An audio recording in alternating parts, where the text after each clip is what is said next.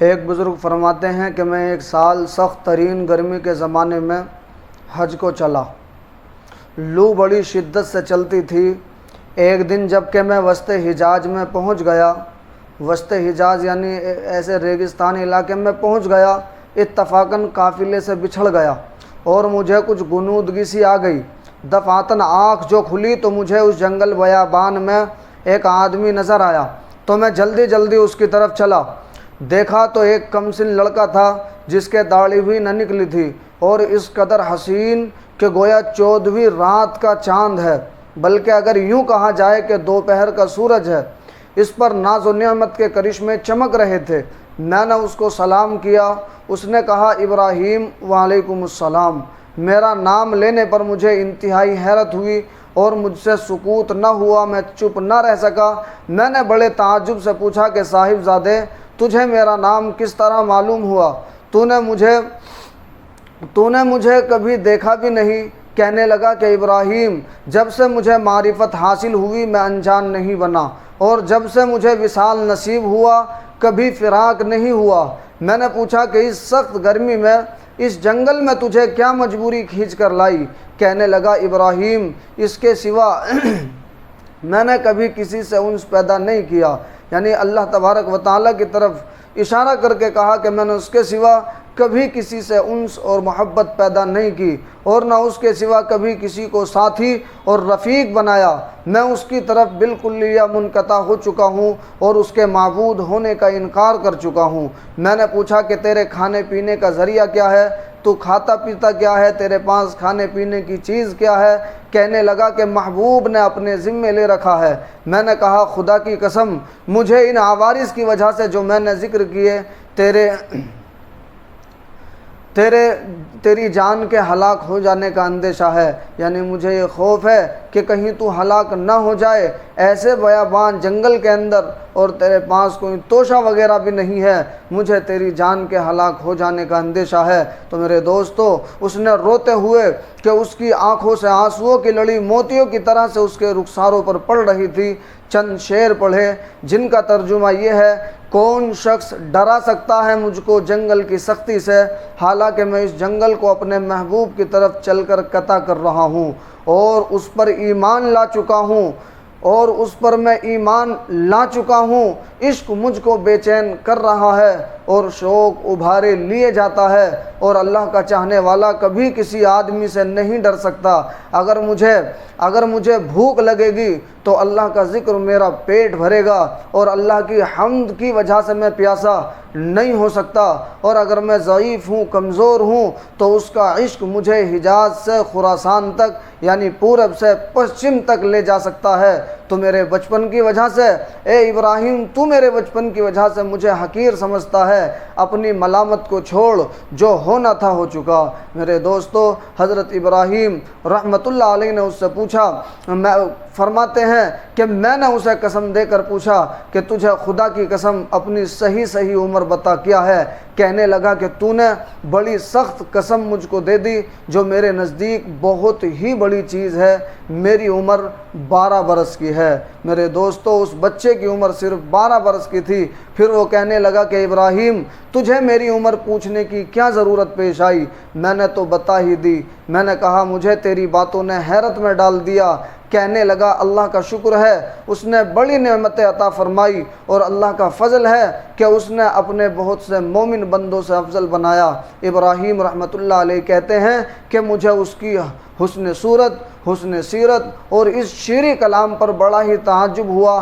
میں نے کہا سبحان اللہ، سبحان اللہ، اللہ نے کیسی کیسی صورتیں بنائی ہے۔ اس نے تھوڑی دیر نیچے کو سر جھکا لیا، پھر اوپر کی طرف منہ اٹھا کر بہت ترچھی کڑوی نگاہ سے مجھے دیکھا اور چند شعر پڑھے جن کا ترجمہ یہ ہے: اگر میری سزا جہنم ہو تو میرے لیے ہلاکت ہے، اس وقت میری یہ رونق اور خوبصورتی کیا بنائے گی؟ اس وقت میری ساری خوبیوں کو عذاب عیب دار بنا دے گا، اور جہنم میں طویل عرصے تک رونا پڑے گا، اور جبار جل جلالہ یہ فرمائے گا: او بدترین غلام، تم میرے نافرمانوں میں ہیں، تو نے دنیا میں میرا مقابلہ کیا، میری حکم عدولی کی، کیا تو میرے عہد و پیمان کو جو ازل میں ہوئے تھے بھول گیا تھا، یا میری قیامت کی ملاقات کو بھول گیا تھا؟ اے ابراہیم، تو اس دن دیکھے گا کہ فرما برداروں کے منہ 14ویں رات کے چاند کی طرح چمک رہے ہوں گے، اور اللہ تبارک و تعالیٰ اپنے اوپر سے انوار کے پردے ہٹا دیں گے، جس کی وجہ سے یہ فرما بردار اس ذات، اس پاک ذات کی زیارت سے ایسے مبہوت ہو جائیں گے، ایسے مبہوت ہو جائیں گے کہ اس کے مقابلے میں ہر نعمت اور ہر راحت کو بھول جائیں گے، اور اللہ جل شانہ ان فرما برداروں کو ہیبت اور خوشنودی کا لباس پہنائیں گے، اور ان کے چہروں کو رونق اور شادابی عطا فرمائیں گے۔ میرے دوستو، یہ اشعار پڑھ کر کہنے لگا، اے ابراہیم، مہجور وہ ہے جو دوست سے منقطع ہو گیا ہو، اور وصال اس کو حاصل ہے جس نے اللہ کی اطاعت سے وافر حصہ لیا، لیکن ابراہیم اپنے رفقائے سفر سے بچھڑ گئے ہو۔ میں نے کہا، ہاں میں ایسا ہی رہ گیا، تجھ سے اللہ کے واسطے سوال کرتا ہوں کہ تو میرے لیے دعا کرے کہ میں اپنے ساتھیوں سے جا ملوں۔ میرے اس کہنے پر اس لڑکے نے آسمان کی طرف دیکھا اور کچھ آہستہ آہستہ زبان سے کہا کہ مجھے اس کے ہونٹ حرکت کرتے ہوئے معلوم ہوئے۔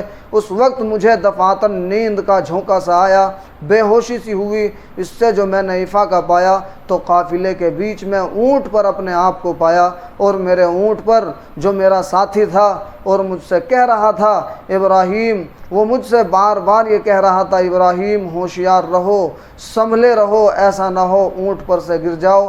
اور اس لڑکے کا مجھے کچھ پتہ نہ چلا کہ وہ آسمان پر اڑ گیا یا زمین کے اندر اتر گیا۔